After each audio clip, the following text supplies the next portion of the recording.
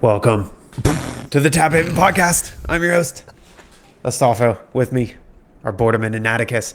And today, we're gonna take our whole eyeballs and look back at this year in gaming and determine what the GOTYs of this year. Guys. I can't. Guys. Eric, most of us can't think in acronyms, Guys. I cannot believe you We're going to determine what the real game of the year should be. Okay? No. Yeah. Eric and Nat are going to, and I'm going to be like, yay or nay, because I can't remember anything because I'm a goldfish. Fair. Keep on being that goldfish, man. It's worth it. Get that goldfish. Yeah.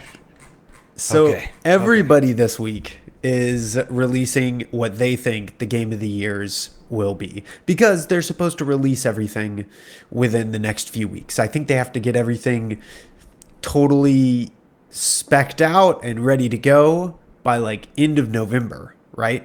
So everything's going to be set in stone very soon. I think it's December 11th is like the big one that we were talking about being the one I don't care about. Yeah. Who is it? Who are the two game of the year like proponents? So there's the Game Awards. I think the Game Awards is the one that is just becoming like kind of nonsense. Yeah. The Game Awards is literally just like a dog and pony show. Yeah. Yeah. But then there's the one that Day 9 does. And I can't remember what that one is. Search the Day 9 search the Day 9 game of the year experience or whatever and see what pops up. But I've never seen that, so I'm not sure like what the level of, I don't know, popularity we would get from that. I don't know. I'm sure that their reviews are good, but I'm more interested to see what you guys have for your top 5 than anybody else's. So yeah, and while we do this, we are going to be trying one of the non-alcoholic beverages that we talked about. Not only one of, but the one I'm most excited about. You're most excited about this one? Do you see the hat? This is Lewis Hamilton's drink. This is Lewis Hamilton's hat. It is. You see this? You see this? I didn't know why he was wearing that hat. You see that? Oh, you didn't. Do you see that dirt? Took a second. Does that look like a thumbprint to you? Does that look like Hamilton's greasy thumbprint to you? Well, it is. Did he touch it? Cannot confirm or deny, because this would be worth too much money and someone would try to mug me for it. Bro, you live in a place where if somebody came up and tried to mug you for the hat, honestly, you would be friends with the person. Because you'd be like, dude, are you into formula as well? Oh, dude, in the middle of getting punched in the face. Dude, we were at Barnes and Noble today. And we saw some books that Ash was like, oh, I got to send this to Mel. And it was like something like spookiness in the Appalachie or something like that. Like it was like the stories of the Appalachie, like the horrors of the Appalachie or something. They're like, oh no. I saw a video of somebody in Appalachia, and all of the noises that were happening in the forest just stopped at once. And I was like, I don't know if that was real, but if it was terrifying, you could never tell me that we could go into the woods and it would be safe ever. Yeah, ever. I'd be like, well, I'm always gonna have to be on a road or some kind of cement. It'll be fun.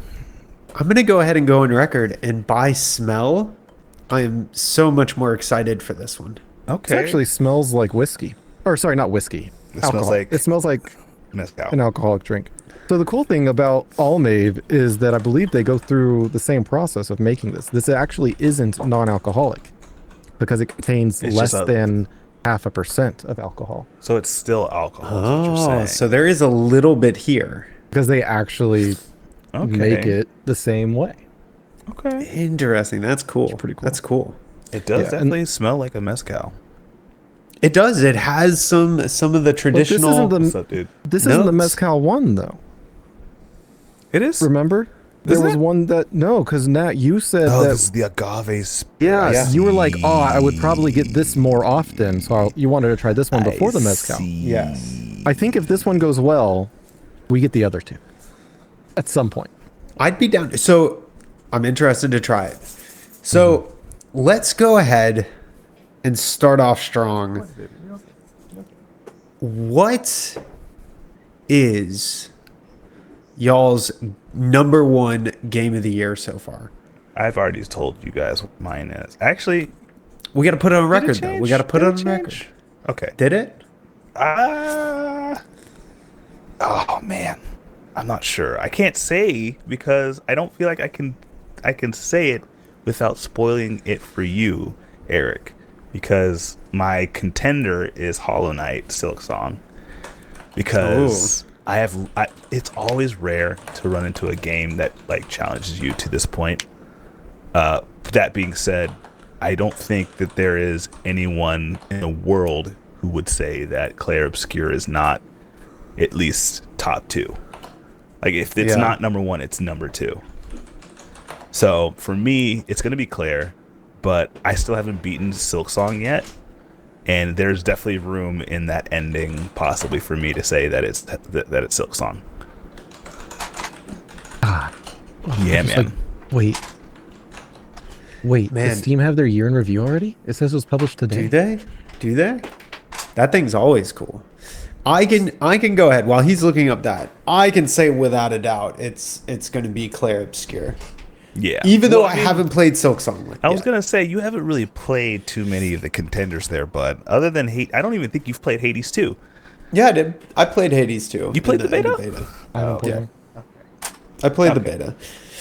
And I'm gonna love Hades 2. I can't wait to sit down and actually 100% it. I mean, Supergiant Games is arguably the GOAT. Top 2 game development studios for me. Who's paired with them, do you think? Probably Platinum. Who's Platinum what is Platinum behind? Is that Bayonetta? So Platinum does Bayonetta. Yeah. They did what's the one? Ghost, not Ghost. Oh man. No, that's Sucker Punch. No. Oh, it's Naughty Dog. Is it Naughty Dog or Sucker Punch? That does Ghost of Yotei. Anyway, continue. Sorry. Ghost of Yotei? I thought, is that Naughty Dog? I think that's Sucker Punch. No, it's Naughty Dog. It's Naughty Dog. So no, they did. What was the one that really got? I mean, of course they did some of the Star Fox games, obviously. Bayonetta, Metal Gear Rising: Revengeance, Bayonetta 2. Oh yeah. Right. I don't think there is another game developer that is going in and doing a genre and defining it as clearly as Platinum Games. Here's the thing. Love Clair Obscur. It's going to be my game of the year. And I think that Clair Obscur is going to be better than every game Platinum Games has ever done. Correct. But I am judging the development studio differently between the two. For sure. Platinum Games does stuff with their games that is just so cool, so fun, so spectacle. They have a genre. They go all in on it. And they're just a fun developer because of it. Guys, taste it. Taste it? Taste it. The ALMAVE.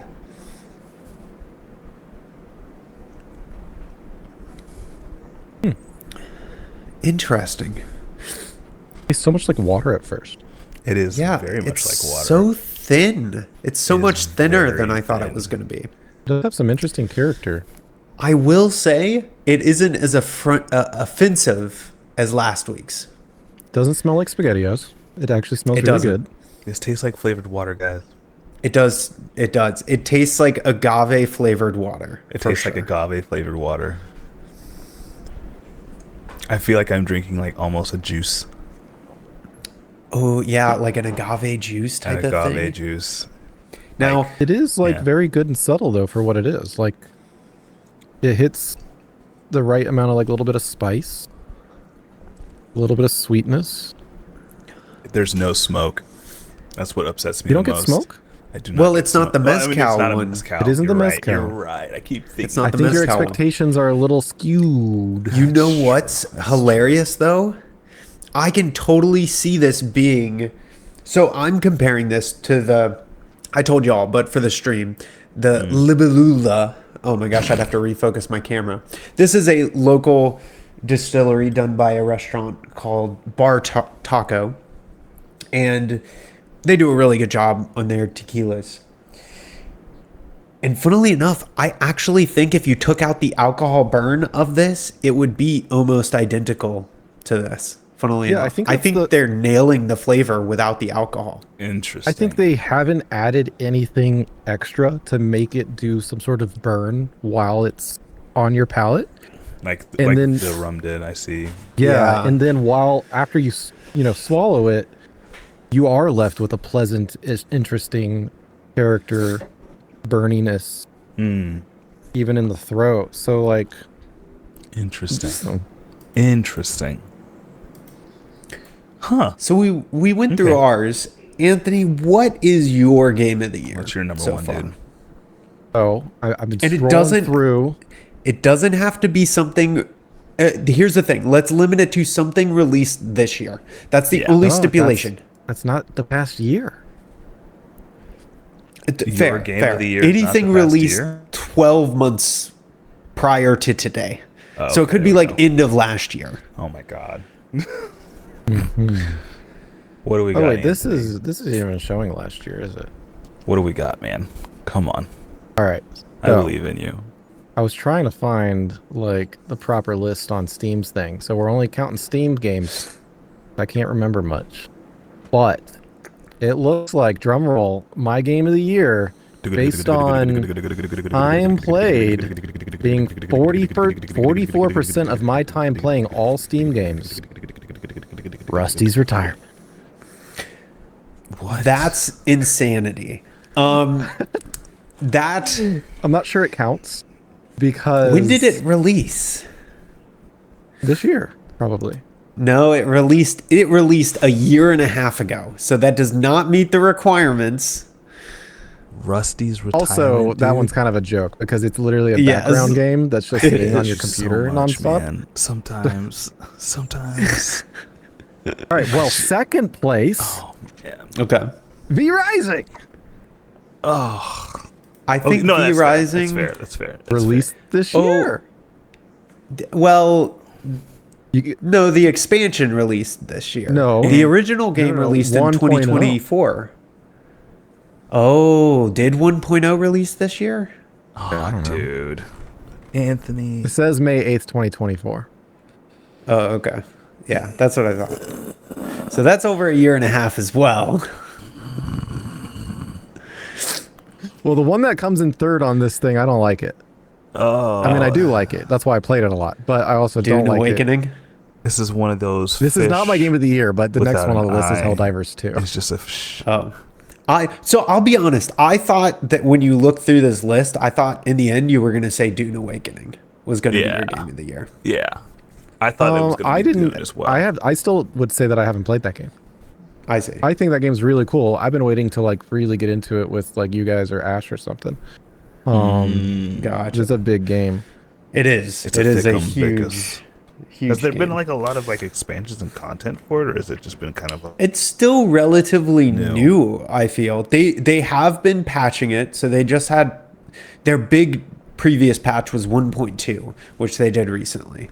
Yeah. So, and from what I understand, they've just been changing some of the concepts that are already there. As far as I know, they haven't added any new content. They've just been updating and making everything better that already is there. They also released the new stories. So some of the new campaign stuff was released with 1.2. So they're doing the actual content. Got you. Yeah. Ooh. Sorry. So let's take a look. I'm just kidding. Crosswind. Dude, I'm gonna. That game's not out yet. That was a play test. So what list are we basing this off of, Anthony? So I think probably the best list to go off of is Polygon's list. I think they cover a lot of the big frontrunners really well. So Polygon released their Game of the Year predictions. Okay. So Number 1, Clair Obscur, Expedition 33. I think we're all on board with that one, right? Like I don't think anyone can say no. Yeah, it was a smallish company that came out of nowhere and essentially pulled a Larian Games, right? They came out of the woodwork swinging hard, passionate, trying to reinvigorate a genre that needed reinvigorating in this way. Yeah, I would say also that they pulled almost like a Larian plus because these guys aren't known at all. This was their first game, I think, that like they put out like this. I'm gonna guess. Yeah, like they did. They worked a little bit on like separately. Like there were some standout stars, but as a that were brought from other teams. But as a studio together, this was their first thing. They did a few game jams, if I remember correctly. I know there's a documentary on all this, but they showed off some really early work, and then they found funders who would let them do what they wanted to do with it. I really feel like the reason why I would put Clair Obscur out in the front as Game of the Year is not just because the game is fantastic, but also because of the statute that it poses to gaming in general. Like, you don't have games like this come around and kick the amount of ass that they do. And it's reassuring that, one, it can still be done, and then two, for other studios who may have the creativity or have the ideas but don't have the backers or the bravery to really push for this, to think, yeah, I could, like, I feel like I resonate with this. I can definitely make a game that I feel people resonate with, like this game does. So yeah, all the laurels for it. Go ahead, Erik. I don't know what list you're looking at, because Clair Obscur is not even on Polygon's list. I'm looking at it right now. It's number 1 Game of the Year. Yeah. Clair Obscur. Here, I'll send Best you. new video games 2025. No, they're Game of the Year 2025. front runners. Yeah, Guys, they have a. Here, I just. We're ignoring our chatters. Oh God. I was looking at the Polygon list. What do you want me to do, dude? I only have 2 screens. Erik, put it in the chat. Erik, put it in the chat. I did. Wait, I don't see any. No, you didn't. Oh, okay. Here you go. But where everyone can click on it, not just me. I got you. Oh, there it goes. Look at that. Yep. Now we're spamming our own There chat. twice. Look at that. Spam it hard, guys. Look at that. Look at the sir. So, oh God, this was April 14th. Wow. You're doing the best you can. Okay, what were you saying? You said that. Oh, you were saying that you don't see the game at the very top. Anthony, as somebody who has only watched this game, you haven't played it, and honestly, I understand. It's technically not your typical game. However, as somebody who may have watched either of your friends play this, is there like a transference of the understanding that why this game is so good for you? Because I haven't played it. Obviously, I haven't watched somebody play it. I haven't really watched it. I just had y'all on in the background and looked over and been like, "What's that? What's that?" Anthony just wants to put. Anthony wants our friendship to be on the sidelines. I get it. Okay. No, wait, no. Okay, look. Okay, there are people that watch streams and watch VODs. Those people are impressive. I don't know how they do it, but that's not most people, bro. Mostly it's radio background noise. It's radio. I'm just radio to you, Anthony. No, it's pleasant radio. Erik and I are just. I mean, that's. Thank you. Our voices do sound really good. What I'm saying is that, like, if I have you on in the background while I'm working, I can't follow a story, but every now and then I can pick up on a big reaction that you had and tune in. That's fair. Right? I keep on forgetting that you don't really do audiobooks, do you, Anthony? I do, but I do audiobooks. I can't do audiobooks while I'm working. Yeah. Again, I have to think while I'm working. Fair. No. Fair. I'm doing the what is it? The boy math in my head. I get it now. Yeah, like I'll do an audiobook while I'm like mowing the grass, but like if I'm working on something outside that like requires critical thinking, again, I'm like, okay, switch to music. Fair. That's okay. Okay. Well, fair. then I guess the likelihood of Claire being like top one, I feel, is very high. Erik, I'm gonna guess you're the same. I feel like it's very high, but interesting note. Number 2 on the list. And, Hades 2. don't make me choose between my two children. And here's the interesting thing. Not only does Hades 2 review better than Hades 1, it is the top rated game on multiple sources for the year, beating every other game on the list. Hades 2, well deserving of a game of the year. But again, we are looking at the Mike Tysons and of gaming this year. They so really good, though. held no punches. Hold on. So Hey, Erik, could you check that Taphaven isn't also talking inside the shared chat? Because I can hear you. I had to mute the shared chat. yeah, I usually mute both of them. myself. Yeah. I am Hopefully talking it's there not- though. Okay. There we go. I was I like, muted I it. can hear something, and You're good. I know That I'm was- not taking that was crazy me. pills. That was me. Okay. Anyway, so again, I'm the only. Well, me and Erik have played this game, Hades. I'm surprised, Anthony, you have not played Hades or Hades. It's not 2. out yet. That doesn't count. Yes, It is out. It's early access. No, it's not 1.0 anymore. already. It had the full release. Looks like their marketing screwed up. Wow, shut up. I'm going to actually reach the screen and choke you out. Oh my God. No. Oh. Okay. As somebody who enjoys games that require physical skill, like, it's not just like the story that really does it. It's more so like the actual, you have to have the thumbs to do it. What is it about this game that does not pull you in? Because it's been out. Okay, time We've out. talked about it Time out. before. There's this list. I've looked at it. I haven't played a single one of these games. There's also noticed. the other list that I was looking at. I only played one of those games, and it was Marvel Rivals. Oh, Anthony. And that wouldn't be at the top of my list either, even though it's a fun game. Anthony, you know that we host a video game and whiskey podcast, right? Yeah, so get this. Okay, I'm gonna cue you in on a little secret here. All right, not many people know Tell them this. how you feel about that. All right.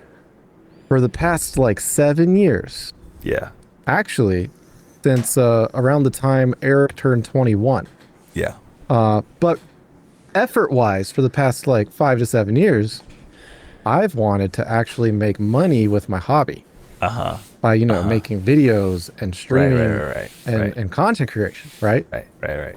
Well, that requires that I play certain games and ignore other games that I might play just leisurely on my own time. Okay. Because I just don't have the time to play those games. But if this works out magically someday, then I have so many games to play on like my Friday. I'm gonna play what I want to play instead of the game that y'all are all here to see. Let me deep this so I can make sure I understand what you're saying. I don't get to play games just for me, really. Your excuse right now for not playing popular games or games that are good, just in general, some of them aren't really like popular, is that you need content for when you do film and record. I'm investing the in games playthrough. that I think will be successful. That's why I try to get able to play Star Citizen. But these games are successful because No, on they the can't tops of be- the game of the year. They can't be successful in in creating a new content creator in the way that I create content. So like if you were a content creator that made guides, right, which is a lot of work and a lot of effort and requires a certain type of brain, play the games that are coming out right then and there and start making those guides. I can't do that. Right. So it's just a matter of like figuring out what you can do, and Star Citizen is just like the game for my content. For your brand of content. I That's see. it. Yeah, I do play other games though. Like my game of the year is probably, personally, probably didn't come out this year, but it's definitely going to be like a survival crafting base building game. You know, it could be Minecraft or V Rising or Valheim, Crosswinds. You know, any one of those types of games would be like primo. Actually, you know what? I barely played it, but I would probably bet money that my game of the year, it's not at 1.0 yet. I was going to say Bitcraft. Everyone can access it now, though. I used to be on the like early access alpha. Bitcraft. I feel like every game I've played properly has not come out this year, probably. Buddy.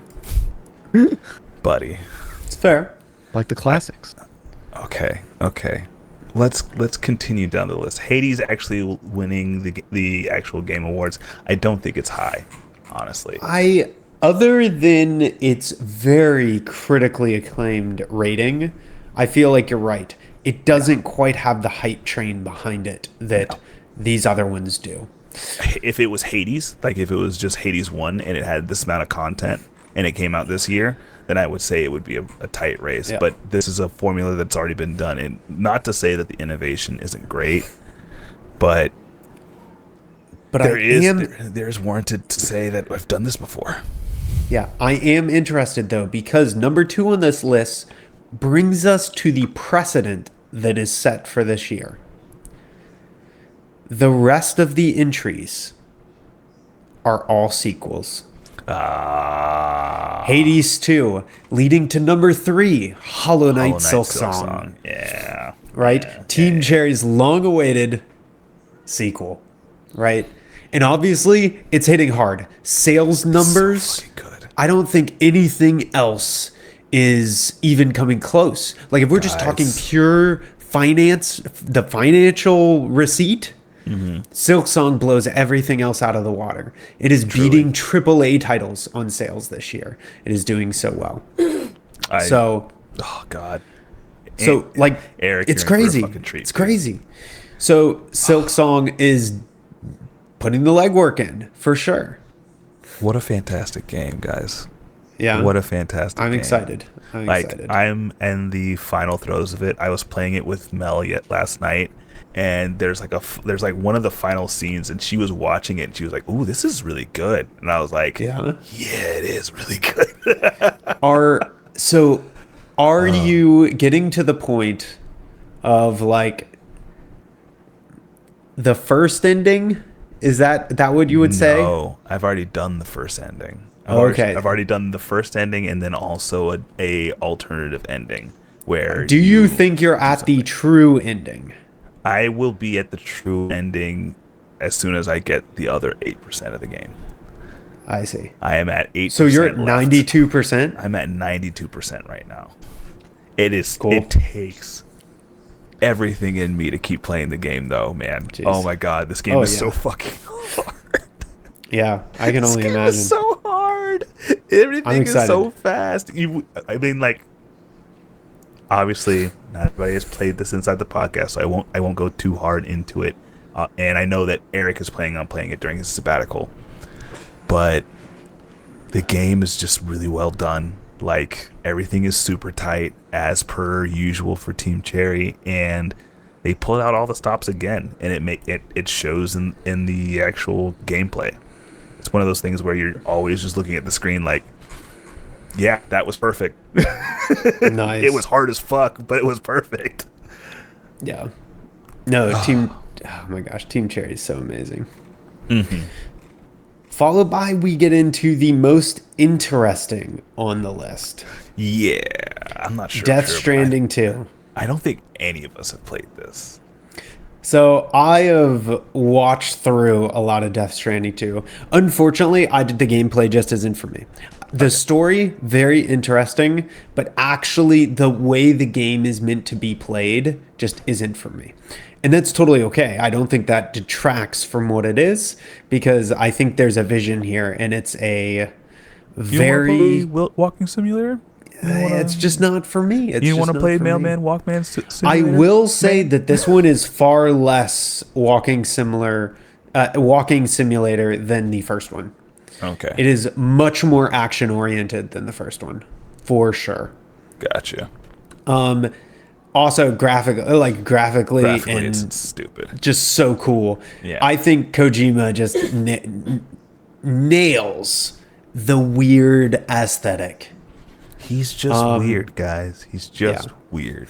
He's just I think the thing that gets me is we just don't have the presence of what's his name? The guy who plays Hannibal. Mad Mikkelsen? Yes. I just want more of him. More of that actor. Yes. He's so good. He's so good, and Death Stranding is just very good. He's just but obviously, a lot of people are going to put Death Stranding top of their list. I mean, it's a beloved game. But again, another sequel. Leading to our last one, which or not our last one, but number 5. I would stop at 5, honestly. I feel like top 5 is good. We can kind of quick shoot some of the last ones, which I think are interesting. Okay. Number 5, Donkey Kong Bonanza. Now, I watched Grand Pooh Bear play through this game, and it looks like a fantastic Donkey Kong game. There's a reason it's rated really, really highly. It looks like a ton of fun. It looks like a very classic Donkey Kong experience. Mm-hmm. Don't feel that it is doing anything too new or revolutionary, but, looks super fun. It's a Nintendo game. We're not expecting innovation. We're expecting just really solid game design. Yeah. Yeah. It is. I do think there's a lot of negative rap around the DLC, but that's Nintendo. Yep. Speaking of Nintendo, I have a topic for us to go ahead and look at together. But we can do that afterwards. Keep going. Yeah, so some of the other very big name releases this year, obviously Split Fiction. It Takes Two's developers made another co-op game, which I think once again nails, this game development studio is nailing co-op adventure. Mm-hmm. Full stop. Split Fiction and It Takes Two, the best co-op games ever made. Period. Yeah. For sure. It's the same quirky, fun, interesting, cool adventure that It Takes Two was, with new features, new game mechanics, and all kinds of stuff. So, well worth being on the list. I don't think it's a front runner. I don't think it can win. No. Just because of the nature of it being a co-op game, the amount of people that will play it is less. There's just no ifs, ands, or buts about it, right? If you have a requirement on the game that limits the number of people that can play it, you automatically cut out a huge chunk of your voting pool, unfortunately. But a very good game. For sure. Then we get into some of the obscure ones. Kingdom Come 2, Deliverance 2. Well worth being on the list. One of the best RPGs released in the past 5-ish years. Super interesting, very much an Oblivion, Skyrim in a realistic type of world. Hits some of the same notes as Witcher 3 and stuff like that for how they design quests. Some of the best side quests in RPG, for sure. Mm-hmm. Well worth playing. I don't think it had enough movement to be a top 3 contender. I don't know why it's on the list, to be honest. Yeah, it was a very big release for the year, so I think it'll probably out of the ones that are here in the side list, I do think this one is the most likely to be on the card. I see. We have Indiana Jones and the Great Circle.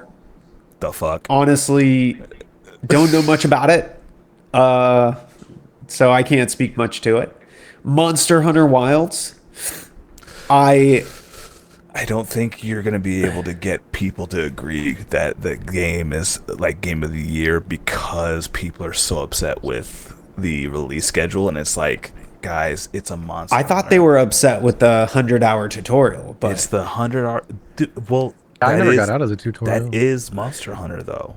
Like, that is quintessential Monster Hunter. Like, an it excuse. takes... You have Stockholm Syndrome. Anthony, I'm not saying it's an excuse. I understand that it's bad. Yeah. It's the same way that I know that Nintendo was, like, Pokemon was still bad when I played it. I get it. Important thing about Nintendo, I don't know if I told you, but I went to Best Buy today. And I got to hold the Nintendo Switch 2. And then I was like, oh, okay, well, I wonder how much it is. And I looked down there, and it was there on the shelf. But there was no price. Yeah, because you have to. If you ask, it's too much. We just had like crazy. The OLED everywhere. And it's just like... Yeah, because if you ask, you already know that you're putting down the money. It's Best Buy. They supposed to have labels. Best Buy doesn't give a fuck. That's crazy. But yeah, Monster Hunter Wilds is very divisive. I think, again, I stand by what I said when I initially reviewed it. It is both the best and the worst Monster Hunter I've ever played. Mechanically, once you get to the end game, once you're able to do the Monster Hunter stuff, it's the best Monster Hunter ever made. All the other stuff that is not hunting the monster, that is getting to that point of fun, is arguably the worst we've had in Monster Hunter. Arguably. Yeah. For me it was, but you could argue it otherwise, I think, too. For sure. Arguably. So, yeah. Then we get to Blueprint, surprisingly, on this list, which I do think is the best puzzle game we've had in the past decade, honestly. Incredibly niche, though. But it is so incredibly niche. And this is coming from a person who absolutely adores the game. Incredibly niche. I don't think it can win Game of the Year. I don't think should it even be on the card? I don't know. I know my Game of the Year. What is it? Ooh, it actually was released this year. What is it? I would rank other games above it as like, okay, time out. I think there should be two genres of Game of the Year. It should be on the card. One is like continuous. One would include games that are from 5 years ago that you're still playing today. Like that could be your Game of the Year if it's just that good. Like it could, for a lot of people, just be World of Warcraft, right?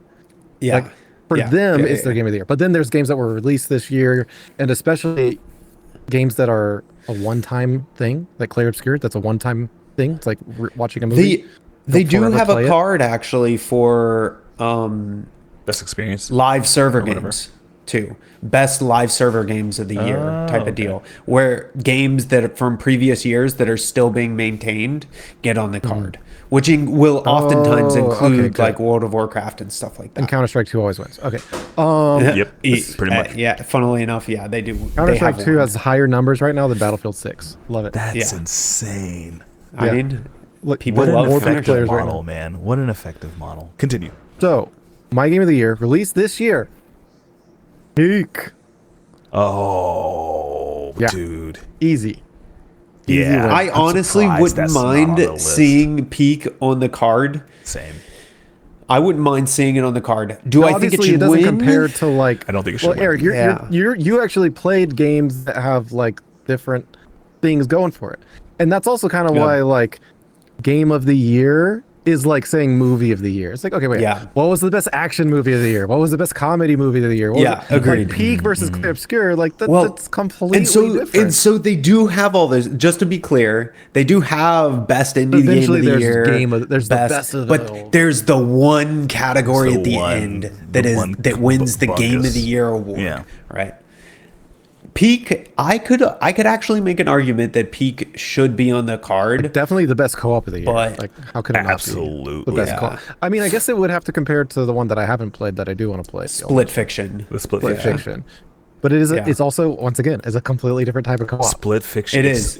The thing, like it is. Like Split Fiction is a two-person co-op specifically designed with only two people. Yeah, it's totally different. Well, Peak is like fucking chuckles, man.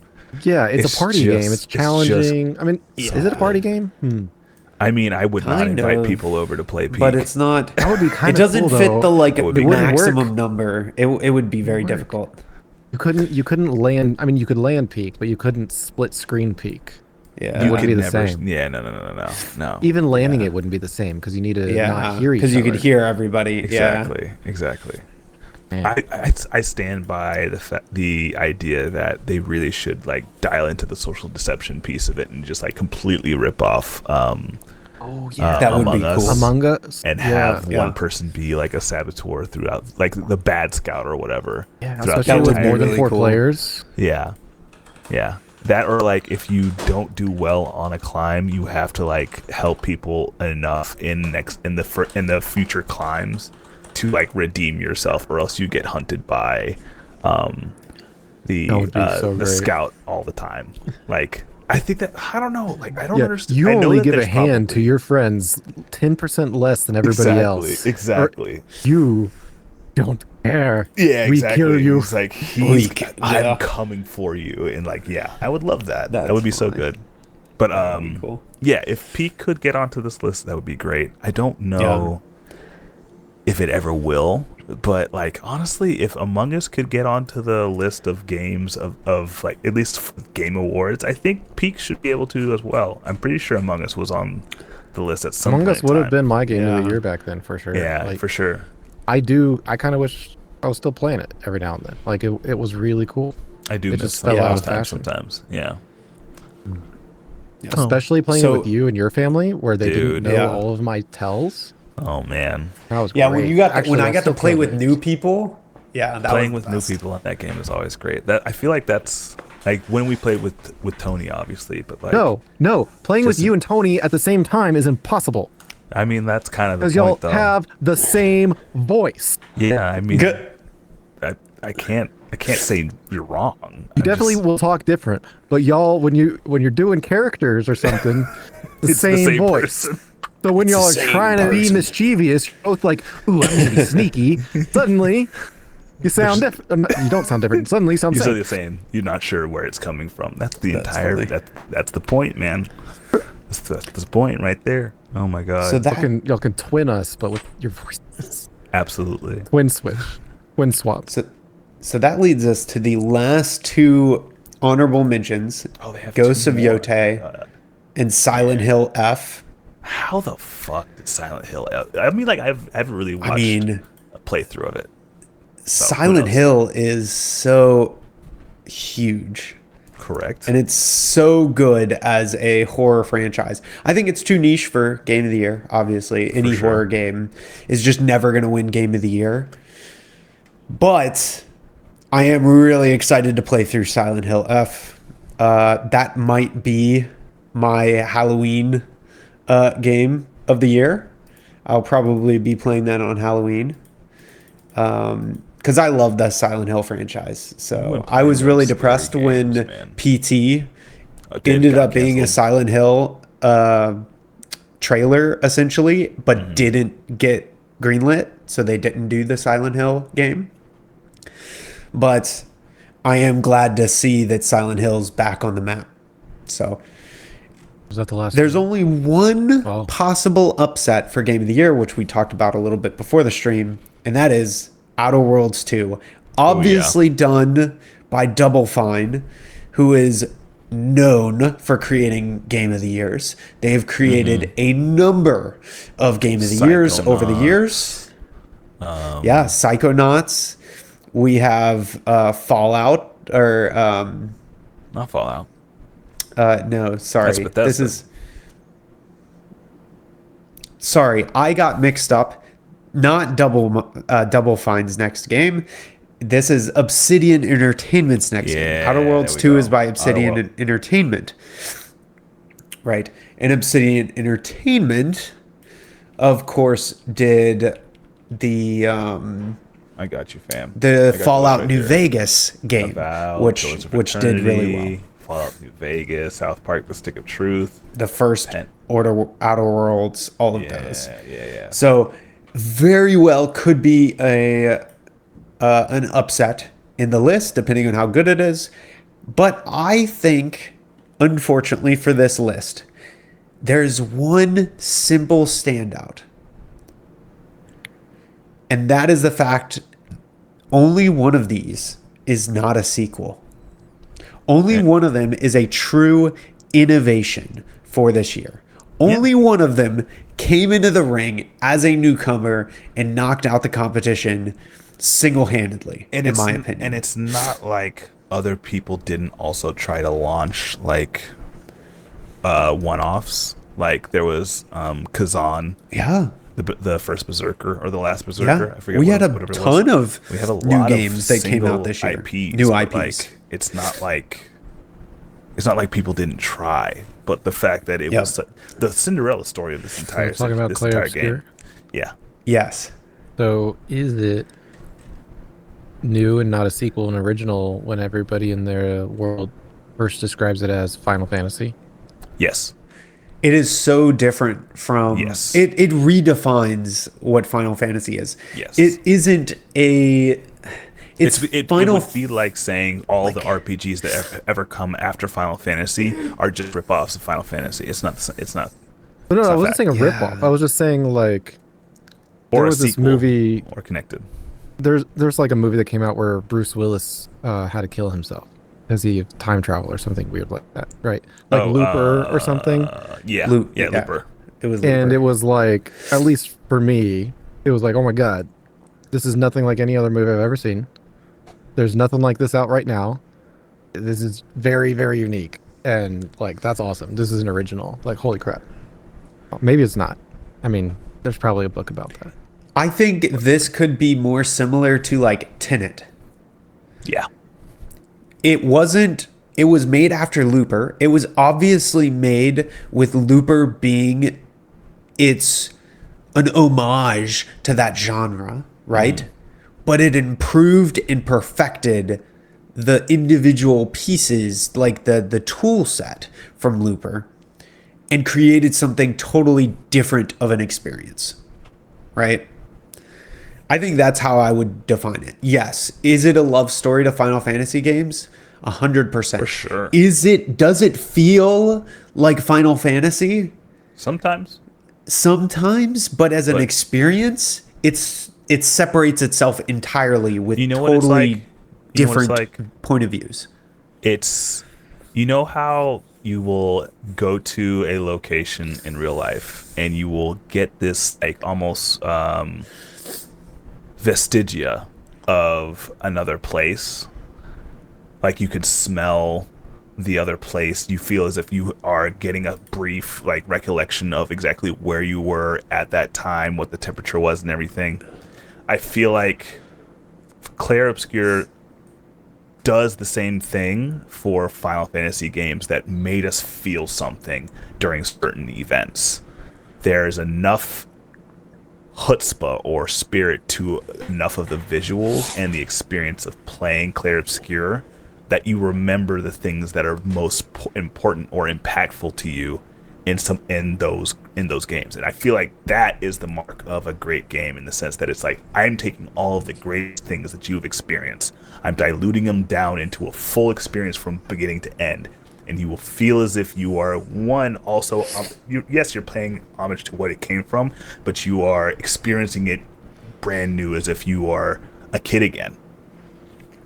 Yeah. I think that's there are things from Final Fantasy. A good example is like the first time you have an experience in your life.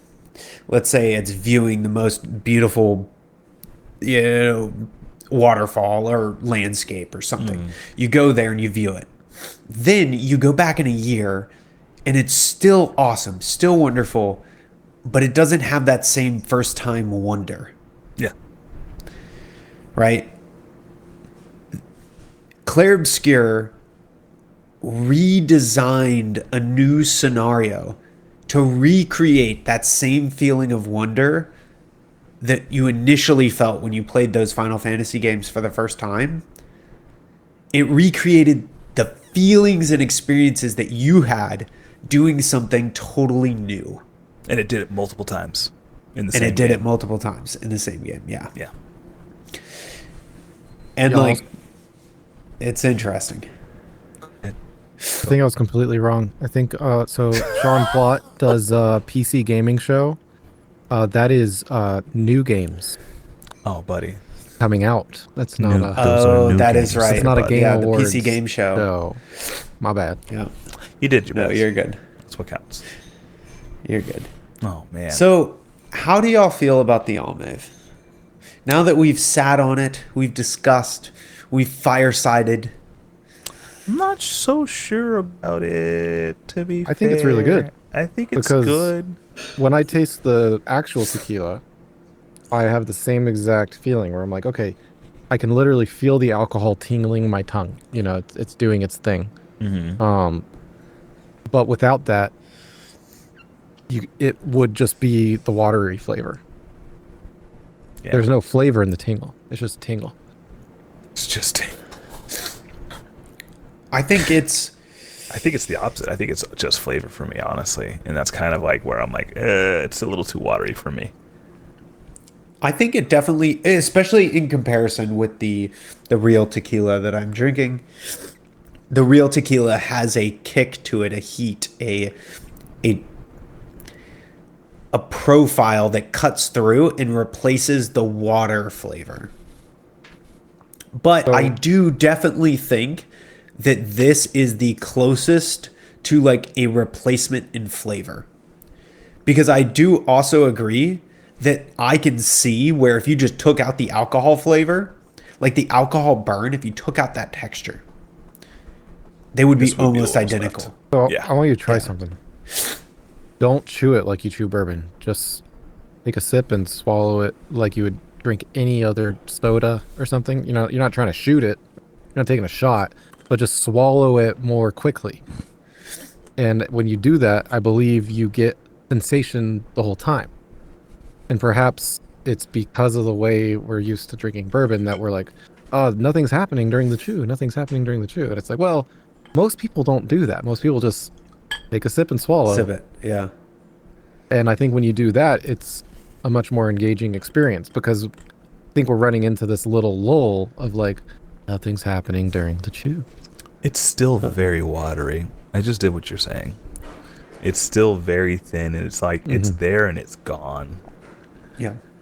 I do definitely think it's a thinned out experience, but I will say this is nowhere near the badness of last week for me. This is already a huge step up for me from last week's. So like if you were to go to me and give me our two choices so far, this is so clearly the winner. It's not even close for sure. What's weird to me is that like I'm getting at least like a 15 to 30 second experience out of this.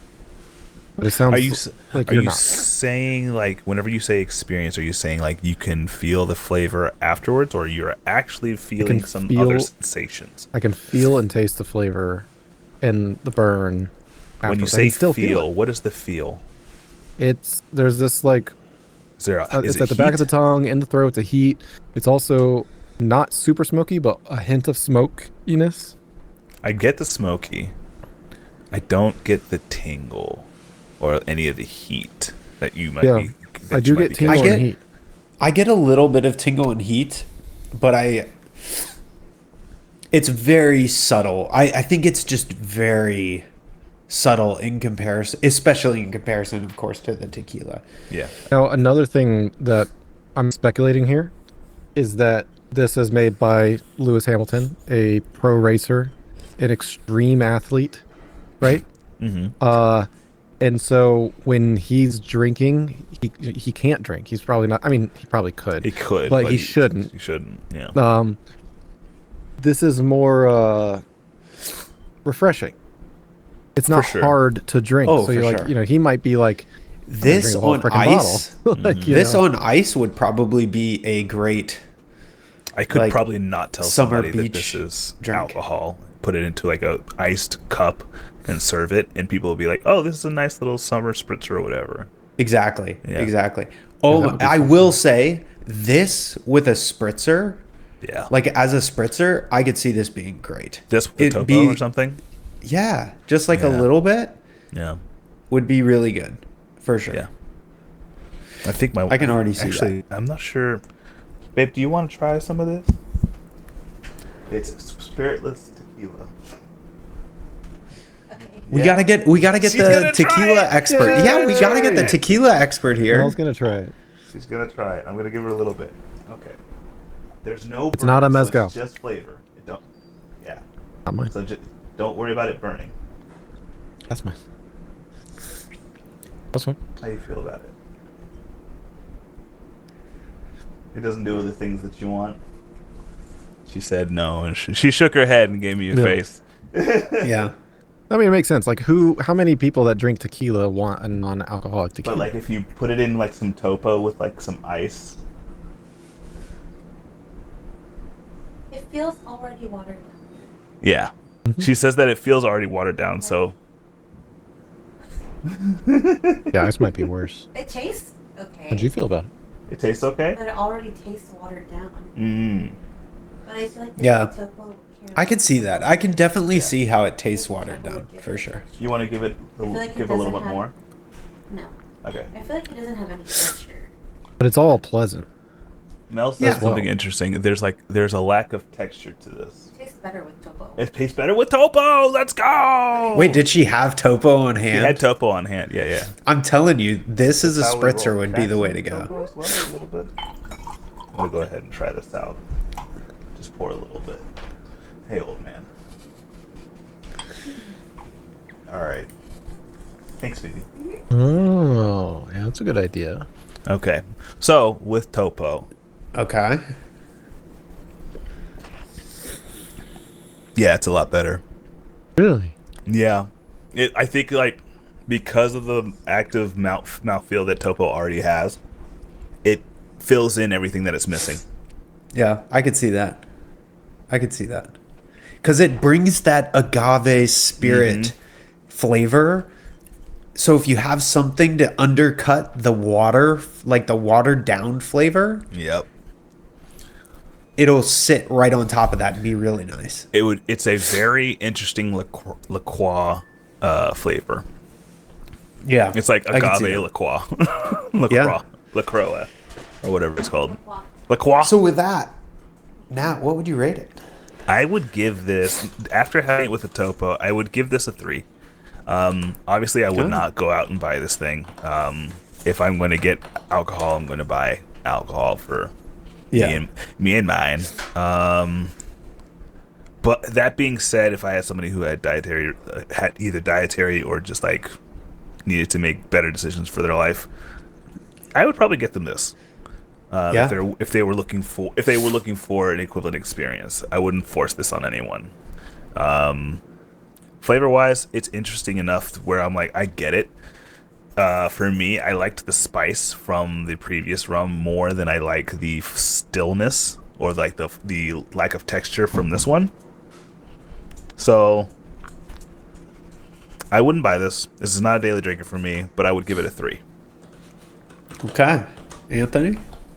Oh, well, I'm actually about to try it with, oh my god, the sparkling fizzy. You can't see fizzy because water? it was green wall. It was green, so I wanted to try that real quick. Oh, the smell's very interesting. Yeah. Wow, I didn't expect that. Does the sparkly water that you have a flavor, or is it flat? It does. It's a lime. Oh, okay, yeah. So it probably gives it like a tequila type of deal, or like a margarita type of feel to it. It's pretty good, yeah. You know, I really like it. It's definitely way better than last week's. I agree. Fair. You know, there are some times when I want to have like a drink, but I don't like actually care that it's alcohol or not, I guess. Mostly like a mixed drink, right? Like while watching a show or something like that, just relaxing. So I think I might actually see it as being a good replacement for that, because like it's a good idea not to just always be having alcohol when you have a mixed drink necessarily, I suppose. Fair. And it does have that like satisfying like just character more than just your fizzy, right? So like kind of spice it up a little bit and bring the dopamine to the brain, being like, ooh, that's kind of nice, without any drawbacks, I guess, unless there are drawbacks. Yeah, I could see that. But yeah, I think I would give it like I want to give it like a 5 out of 10. Nice. It's really you drink good, it every dude. day? Wow. Is it a daily drinker? This one actually could be no guilt-free daily drinker. Guilt-free daily drinker. Yeah, I mean,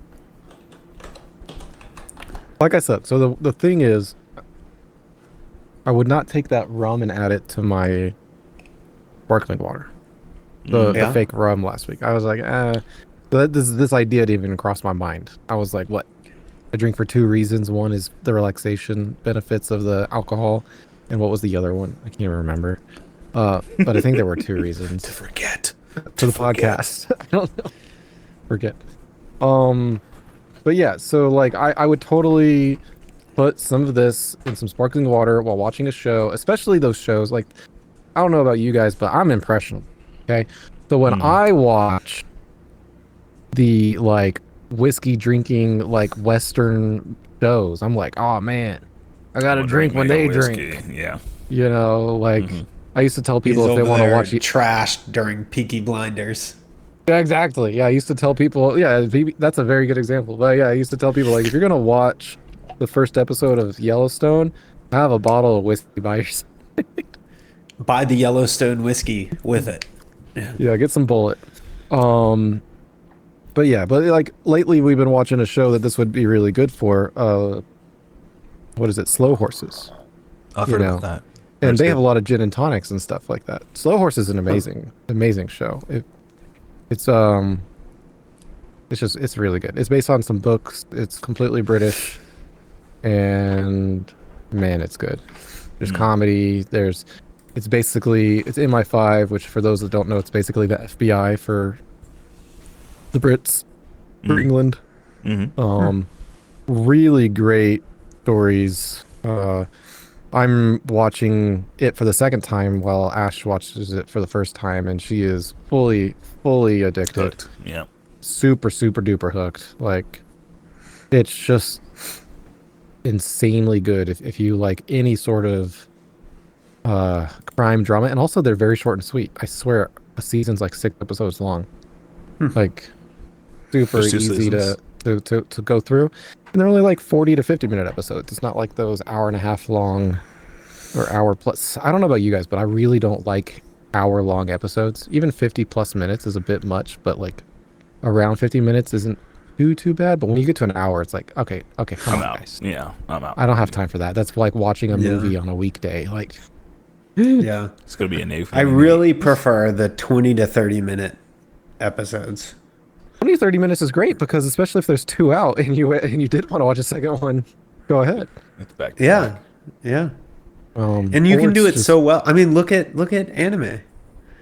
They do a great job with 20-minute episodes, and if they ever do like multi-episode chapter type of things, they can do part 1, part 2s of situations just fine, and they do fine. Like the obsession with releasing hour-long episodes it's insane, ridiculous.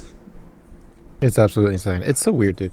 Yeah, and it's like, so 20 30 minutes, that's how long it takes to eat, so that's a perfect amount. Exactly. But these longer ones, it's all over the place. Like, I cannot believe that what was the show that we just watched that ended so badly? Foundation. The Foundation is another book that turned into a show on Apple TV, and oh my god, incredible until now. And we watched a podcast about it afterwards, because we're like, why was this so bad? What happened? Yeah. Writer's strike plus insane budget cuts, and they had filmed like a proper ending. They filmed it, but they didn't put it in. And it was so jarring, because you go from this, like, without being kind of spoiler free, you go from a moment at the end of the season where there's a huge fight, main character's losing, you're like, oh my god, she's gonna lose, and then actually no, we got the trump card, I win, I'm winning, and then you go to a scene with someone else. Okay, fine, that's the thing that we do. We go and watch some other character development, that's fine. We come back to it, main character's on the run, getting the heck out of Dodge, skydiving from space to like the ground, but getting caught by another spaceship. kind of cool stuff, but what? How did we get here? They were winning. Now they're running away. Oof. Like how do you? One of the big problems is the showrunner, I guess, left. So he didn't even get to prevent them from making such a massive, like, what is the word? Not contingency, but... It sounds like to me that you just answered your own question, like, what happened? The original showrunner left. Yeah. They left because it was taking up too much of their time and they wanted to spend time with their family. Yeah, man. Yeah. Dude, that'll kudos. Do it. Hell yeah. Yeah, so it's too bad, because I was... That at least, like, story-wise, one of my favorite stories ever, because if y'all don't know, there's like a genetic dynasty basically, so the bad guy is the bad guy every, like, for hundreds of years of story, and like the main character is like jumping through time by hypersleep. So like each season is like vastly different, like, time. Interesting. And like galactic, like, status of things, and it's really cool. And there's this main thing is called psychohistory, which is numbers that predict the future of large-scale civilizations, basically. And then there's outliers, of course. You know, those are the special people. And there's super good sci-fi, because there's like psychic people and stuff. You know, so it's so great. It's so fun. Sounds dope. It's totally awesome, and it's still worth watching, just knowing that the last season just is unfortunate, and they're filming another one, so I don't know if they'll what fix they're it. gonna do now. We're just gonna get worse from here. Yeah. Sometimes you can have redemption seasons. Sometimes they work out. I mean, look back at seasons 7 through 9 of Supernatural. You know, I mean, those were the bad years. Those were the bad. Yeah, times. those are the bad. That's what I'm saying. But then they had the redemption after that. Like, they had 3 bad seasons, but then they got back on track. I'm eventually. offended. Can I tell you why I'm offended? Oh no. We were looking for like a movie to watch this weekend, and we were going through Netflix, and there's this category called retro, and the first on the list was Supernatural. Because it is. No, it's not. It literally came out. No, Anthony. Literally, there was a season in 2019. Not for dude, us. Retro. First off, I would like to define retro as the 80s. Series started. Okay? The series started. What would you what would you consider Doctor Who? Doctor Who is retro still, in terms of like concept and like the idea behind it. But Anthony, would you consider Doctor Who retro? Like the current season of Doctor Who, would you consider that still retro?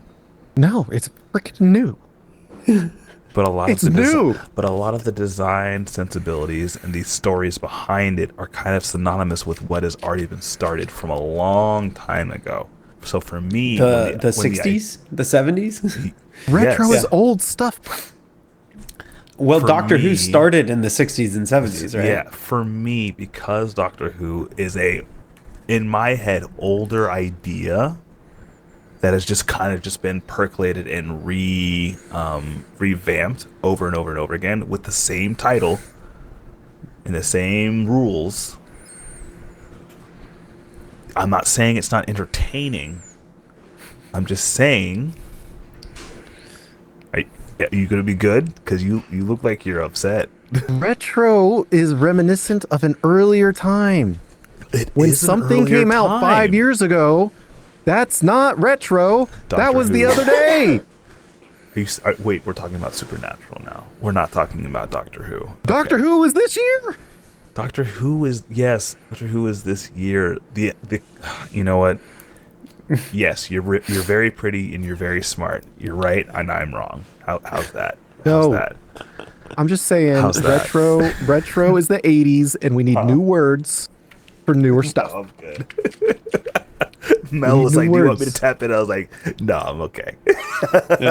Doctor Who is very weird for that argument too, because like there are shows that have been going on for so long that they have essentially redefined themselves with different generations. Yeah, which is very interesting too.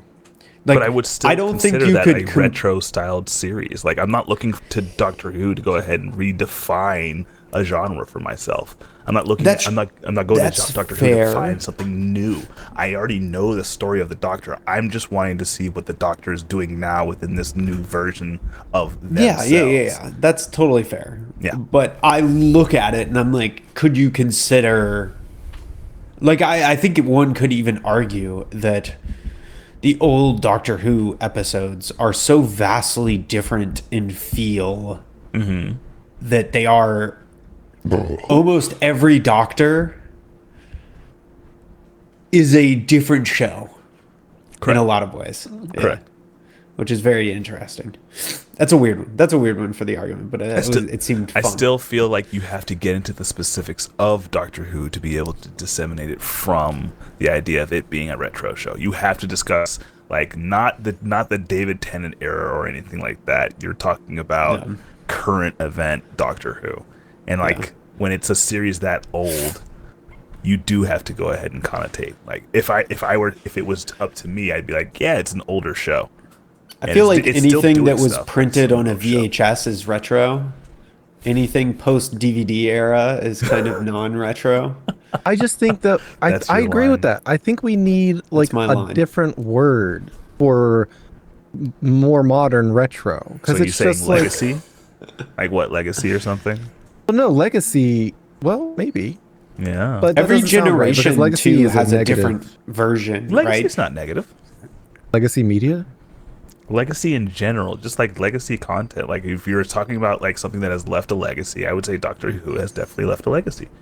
Like, if I would say that Supernatural has left a legacy because it's redefined how people do that style of show, right? No, dude, I'm impressed. You don't have that negative connotation with it. Like, yeah. I do. I have a very negative connotation with the word legacy now. Oh, I think it's too close to legend for me to be able to see it as anything else. Just the constant talk about how things like legacy media and legacy, the people that are in charge of movie production and stuff like that, how they're holding things back. Legacy. I feel like that's a little bit different. I count that as franchise. Interesting. It's not. The word legacy shouldn't be used for what I'm talking about, but that's the word that has been used. Correct. And that's why I have the negative. Gotcha. Yeah. Well, while Seinfeld's on the list. Fuck Seinfeld. Gilmore Girls. I think. Yeah. How I Met Your Mother is apparently How retro. I Met Your Mother is fucking TV. Trash. Thank you, babe. Is. Trash. Dude, I tried to watch that show. And there was this, I distinctly remember, I think the characters was like Barney, like the blonde guy. And he had a huge character development episode. And he was changed forever. 2 to 3 episodes later, he was the old character, written the same way as always. Like it never happened. That's basic episodic sitcom to a T, No, it's not. It really is. Of that era, that's how they did it. You kept the same characters over and over again until big events happened. Those big events lasted for maybe 5 episodes tops. Here's, and then you're back to here's a great example, and this is one that everybody will love, right? But look back at, oh my gosh, I'm forgetting the name of it. Fresh Prince of Bel-Air. Yeah. The original, right? There are so many wonderful, timeless episodes. True. Where you would argue that Will Smith's character would change drastically because of the going events. forward into the future events. But the very next episode, in chronological order, he is no different than before that episode. The weird thing is, so many of these shows are all written, each episode's written by someone else. And then like a show director will like proofread things and correct some stuff, but they won't like actually have an in-depth amount of influence. That was just the nature of TV back then. Even now. Yeah. Well, now's a little bit different for how they do production in TV. No, they still do. I literally was listening to the showrunner talk about that for Foundation. And he had I'm not saying that it's like you feel it for many shows nowadays. You're like, someone else wrote this. I'm not saying that they don't do that, but I'm saying the way that they wrote and did pre-production, production, and post-production, like the whole cycle for TV, in the 80s and 90s was so vastly different. For example, The Simpsons, or like animated shows of that time, was a great example. They had a 3-week production cycle. Like, consider that. 3-week production cycle. They would do episode planning 1 week. Then they would do production. While they're doing production of one, they're doing the episode planning for the next one. Then they would do all of their lines and everything in 1 week. Third week. Then post-production, all of the drawing, like all of that, the 3rd week.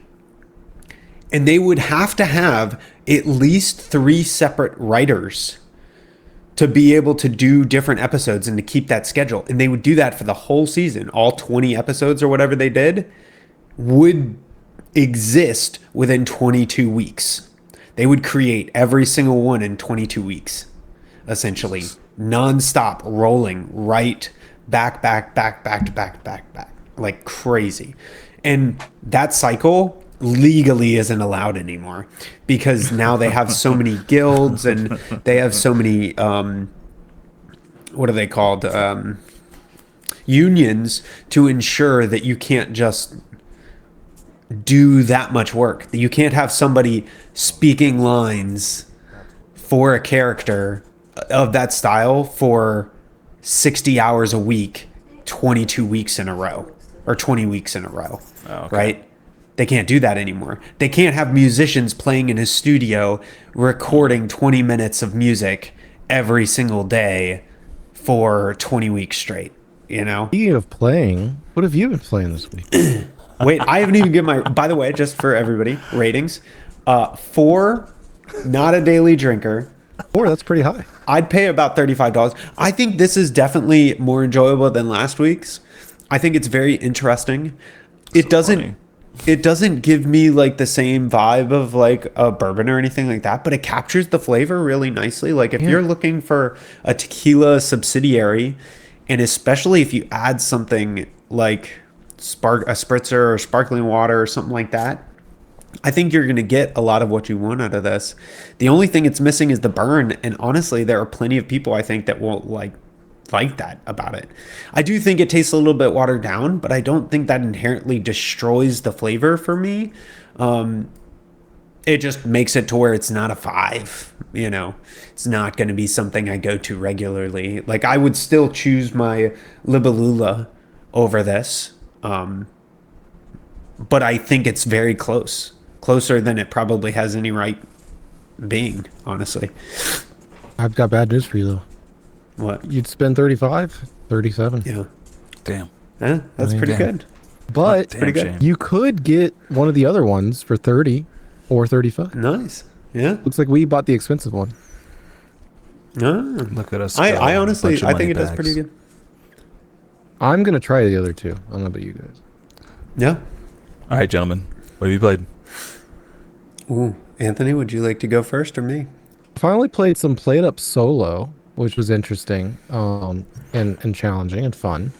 And then I learned about how to automate it. So I'm looking forward to like trying to play Played Up and set up the automation engine so that it just runs itself mostly with little input and you just like break the game, I guess. That'll be interesting. But like I'm too low level for that to matter because my restaurants are tiny, teeny tiny. So that is what it is. I played some Cobblemon, which was good. Started doing some base building, which is good. Cobblemon. That is, what is that? Minecraft with Pokemon, and it is interesting. Oh, it's the mod you were talking about last week. That's the name of it.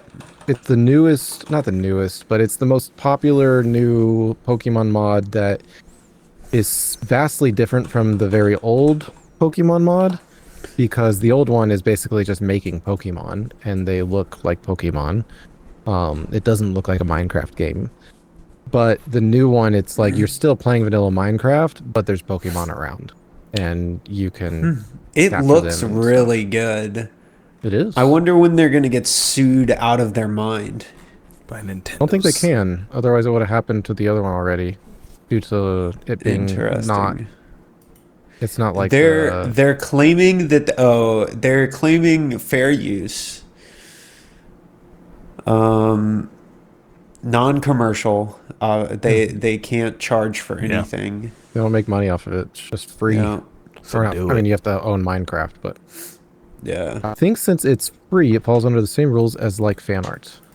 Yeah, probably. That's what their argument would be. But Nintendo has gone against people claiming fair use before and won. Well, they'd have to go after Minecraft. I mean, sorry, they'd have to go after Microsoft, who owns Minecraft. So that's actually a big fight. Yeah, that'd be an they only fight little children. Yeah. They might not do it because of that, but yeah, it looks really cool.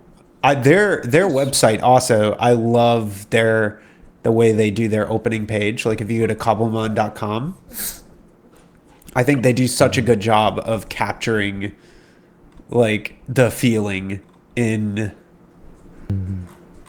instantly, which is really cool. Yeah, and so like the neat thing is the art. So the art direction on this one is like they feel naturally Minecrafty. Rather than apparently the other one, I think it's called Pixelmon. They have gotten very high res and they look like modern Pokemon. In Pixelmon. Both are good. Both have their own benefits of whether or not you want to play one or the other. But if you want to play like multiplayer, Cobblemon is the way to go right now. But there are so many big servers where you can go and have a big MMO experience with this. Let me see. There's interesting ones where there's actual like gyms and stuff like that. Because if you play by yourself or with your own server, you're not going to have like gyms and whatnot. That's not base level Minecraft. But there's a lot of Cobblemon mods themselves, so you can probably add gyms and whatnot to your server if you really want to. Nice. But yeah, that's been really cool. Of course, a little bit of RuneScape here and there, not too much. Mostly AFK mining of star stuff. Man, that might be it. I don't know if I've played another game this week. Oh, I mean Star Citizen, of course. I played a very small amount of Star Citizen. I think I helped Hippo do something at one point in time, and we died. But we got revenged. Nice.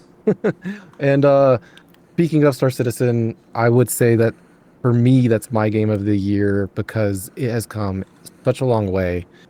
There are no longer just like server errors where you're not playing the game anymore. There's the amount of bug fixes that they have gone through is insane. There is so much more content than there was at the beginning of the year. They've literally had 9 major patches in 10 months this year, each releasing new content to the game to go and enjoy. There's been so much content that they have released that I haven't played at all. Like, and normally it would be pretty easy for me to go and experience all of their content. Like, I still haven't fought the big worm. I still haven't. I've done a bit of the Hawthorne mining stuff, but not a ton. I haven't gone to these new locations that are apparently very Destiny-esque. Like, people that love Destiny are like raving about it. They're like, oh my god, this is so cool. And now we just had CitizenCon, which they only did a 2-hour thing this year, which I kind of appreciate because in the past it was more like a developer conference and you would have like 20 hours of stuff to watch, which is really cool if you're a developer, but it's a lot of stuff. This year's is 2 hours and it's kind of crazy. They're already releasing another star system next month. They released Pyro this year. They are releasing 2 star systems in 1 year, which is great. And I'm wondering what their cadence is going to be because in the past they've talked about all these tools that they've created to more rapidly create these things. So it's just exciting. And they just talked about there's a bunch of people, most of them are murder hobos that are upset about this, but they are they are working on instance content. So there's like certain things that they've released in the past that they had to take out called like the Siege of Orison. That thing is balanced for like 15 to 20 players. People with Zerg. Yeah. When you have too many players, it can't balance that type of scenario. And so many people are upset about this sort of thing because they're like, oh, well, it's just PvE, it's PvE. And it's like, actually, no. There's going to be PvE instances, PvP instances, and guess what? You got to get there and you got to get out. Yeah. And the open world is around that instance. So like, yeah, there's still so much to do, and it's impossible to balance everything to be available for one player and like 1,000+ players. Like, come on, like how are you going to balance? Yeah. You can't have every single thing in your MMO be an open world event. That would not be fun. So be impossible. So looking forward to that. I think that game is gonna take off. It already probably is, actually. It's been taken off for Hitbo, in terms of like his viewership numbers on YouTube and whatnot. So it's a good time to be playing it. It's pretty great. Nice. Yeah. And I broke my joysticks again.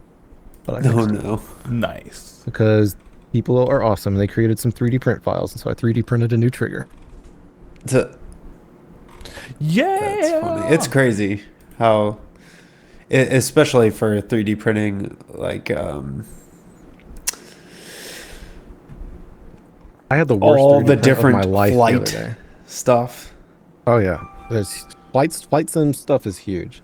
But I 3D printed some wall mounts for my sister for some skateboards, and worst print of my life because I did it in PTG.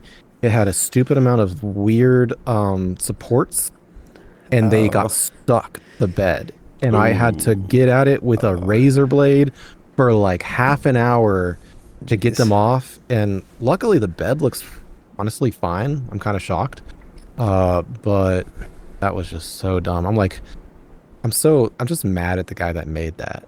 I'm like, way to almost ruin my freaking printer. Yeah, it's like, dude, like what? This was bad design, bro. Yeah, that sucks. Anyways, I mean, I should have tried to catch it. But this is the first time that's kind of happened to me. This is the first time that I've gotten something that has good ratings and then did that. Like, because usually, reviews. That's what reviews are for, right? Yeah. So, what have y'all been playing? Nat, you wanna? Yeah, I can go. Go for it. It's the same thing, guys. It's been Silksong this entire time. Like, I enjoy playing it. Mel enjoys watching me crash out when I play it. Oh no. There have been many instances where like I've made a weird noise and she's been like, "I didn't know you could do that." Oh no. Like rage noise or like frustration rage noises. Like the game like I can't even make the noise for you because when it happens, it's just a natural, like, I don't know what it is. It just, like, I have to do something to expel the frustration energy that I have at that moment. So, the more I play it, the more I'm like, damn, I should have streamed this. 100%. No, it's too late. I'm already near the end of Act 3. I will probably never play this game again unless it has an expansion, and then I will try and 100% that, and then I will be done. Have you seen that bit where the Grinch does yoga? Yes. He goes, yeah. Kind of like that, where you just it's not long. It's like an immediate, like, it's usually short and like loud and in just like a different tone, and she's always like, she'll be surprised by it, and then she'll turn around in this chair and be like, "Are you good?" That's funny. But yeah, I've just been playing a lot of Silksong. I'm pretty sure I'm like maybe like a week or so away from being finished with it, so I'm looking forward to whatever comes after that. I don't know. I might try something content-wise rather than play a game, so we'll see. Nice. I know this is a really good game, but not too much. What's the... What game it is? I did play one other game, by the way. Oh, you played one other game. What is it? It's called King's Bounty. King's Bounty? I've heard that before. DOS edition. Sounds so familiar. It was the Is DOS this an old game? edition. Oh. Not the ones on Steam. This game is... BOS. Is CM. Wait. Like...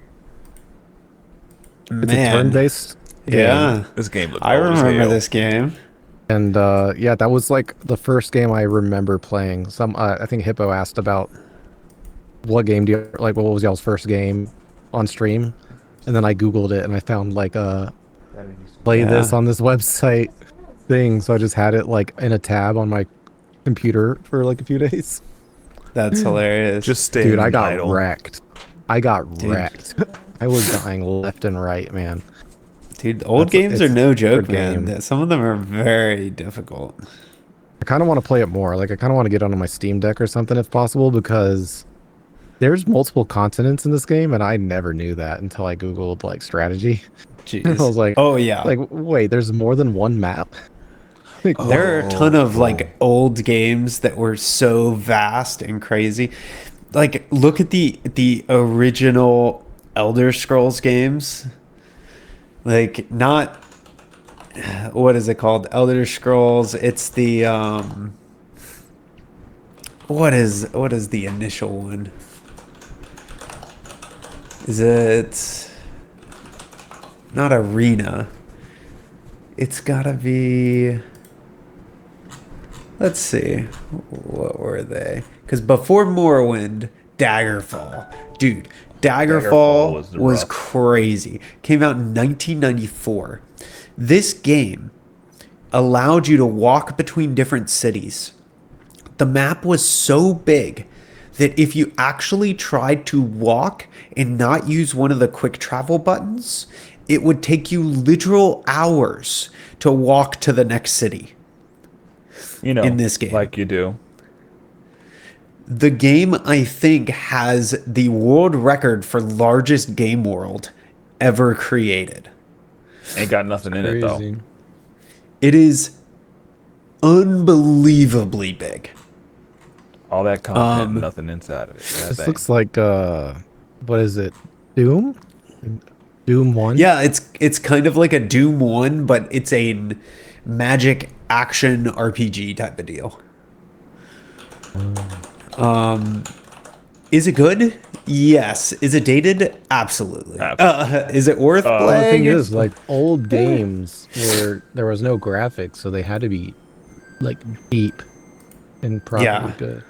I mean, that's why, like, what is that, your favorite dwarf game? Dwarf Fortress? Oh, Dwarf Fortress, yeah. Yeah. It's only as complicated as it is because they didn't worry about graphics at all. Mm-hmm. This game actually, for its time, did a lot for graphics, funnily enough. There's an insane amount of assets for this game. I played this game back when I was super, super young. Dude. On old, giant computers. You just made me realize what our hot topic could have been. We never talked about Borderlands 4 and how tragic it is that devs are getting, or some devs, or some dev companies, it's probably not the people doing the work, are getting so lazy that they're like, oh, you know this frame gen stuff? Let's just not optimize our game. Let's just use frame gen to hit our numbers and be like, yeah, it hits 60 FPS at 4K. Yeah. They're just relying so much on frame gen. That was a lot of the complaints when people started doing this too, is that frame generation was going to make it easier to cut corners. And it does, just like more RAM does and better CPUs do. Yeah. Like every time we got some significant amount of hardware resources, people got more lazy. You know, games get more memory leaks, stuff like that, because they can get away with it for longer. But some people are calling this Borderlands 4 the loading shaders edition. My God, which is crazy. Which is crazy. Man, what did you play, Eric? I have been working on that RuneScape grind, man. Disgusting. I am nearly at base 70s, guys. I'm nearly at base 70s. I have base 70 banked for every stat, I believe. So now it's just a matter of actually doing the work to get them there. But like, I think I have like 88 farming. Well, it takes time to do them. So even though I have like 70 herb lore, Well, so one of the things that I did this week was I finally got my rune pouch, which Anthony will know what this is, but it's a pouch to hold. You mean your colossal rune pouch? Oh, I did get that too, but that's not what I'm talking about. I'm talking about the actual rune pouch. Sorry, the rune pouch holds runes. I was talking about a different pouch. Yes. You're talking about just the colossal pouch. The rune pouch is rough to get because you have to do the mage training arena, and that is some mid-tier mini games right there. There's another way to get it though. Oh, are you serious? I got it through Last Man Standing. I didn't know that. Oh man. So, well, here's the thing. So, cool note. Jagex has been cracking down on bots recently. So, there have not been a lot of bots in Last Man Standing anymore. That is both good and bad. It's harder. It's bad because there were a lot of bots that were easy to kill. They were programmed to go into Last Man Standing, hunt for other bots, kill the other bots really easily, and then go hide. And if you were to fight them, you'd be able to beat them really easily. Like they only pray one thing, they only use one type of attack, and they cycle very slowly if they do cycle at all. So it's really easy to counter them. But you used to be able to go in, find them, kill them, and then get free points. You can't do that anymore. Now, it's good because there were also some bots called Terminator bots that were programmed specifically to kill other players, and they would react so quickly that you couldn't ever do damage to them. Like, you'd never be able to beat their prayer, right? They'd switch prayers in same tick that you would attack almost. So you'd almost never beat them. And they would instant switch. They would one tick switch from whatever you were praying, so they would always be attacking you on the next tick with the thing that you wouldn't be praying against. All of those are gone. People are freaking good at PvP in this game, man. Obviously, people who have been doing PvP for 20 years in this game. A while. Man, to beat these guys requires almost as much APM as when I played StarCraft. It's insanity. Like what you have to do in this game to be good at PvP. So and to get the rune pouch, in Last Man Standing, by the way, for people that don't know, is a battle royale, basically. It's a battle royale. Yeah. So you go in and the Last Man Standing wins. And the arena closes in. There's a fog that moves inward. So the only caveat is, unlike other battle royale games where just going in and surviving for some amount of time gets you points, that doesn't happen in this game. You have to kill another player to get a point. And there are no bots. I encountered 0 bots over all of my games. So I had to kill 75 other people. That's rough. To get points. Now, you're a murderer, mass murder. You're an actual bad person, dude. Some people go in and can get 75 points in like 2 to 4 hours. They're so good at PvP. It took me like 10 hours or some nonsense. So you were the last man, like first place? I have never gotten first place. No, the guys at the end of the game are monsters. Like there are guys in this game that are so good at PvP. Before I have even gotten them halfway through their first health bar, they have run me through all of my food, all of my potions, and killed me. Run your pockets, dog. Don't even step up to the plate if you ain't willing to put in work. Dude, the movement is crazy. You'll watch guys who have like tick perfect movement. They're like moving around your character. They're freezing you at one tick, switching all of their stuff to mage gear, freezing you, one tick switching back, hiding behind a tree, then moving underneath you, and then they'll go out on each attack tick and attack you with different weapons each time until you're unfrozen. Does not strike me as a fun time. Insanity. It's insanity, dude. Some of these guys are insane. Now, there are ways to counter all of this, but you have to be way better than I am at the game. How did you get the rune pouch? I killed 75 other people. Total. Yes. Like throughout all your games? Well, no. So some of them I was able to kill a person and then survive longer. There were like 2 or 3 games that I killed 2 people and got like multiple points. But essentially, I had to kill at least 60 people to get it. So, speaking of RuneScape, Gridmaster releases in 2 days. I know, and I'm going to be out of town. But when I get back, that's the first thing I want to do on this sabbatical is go through and do the bingo event, the grid event. Bingo. It looks super fun.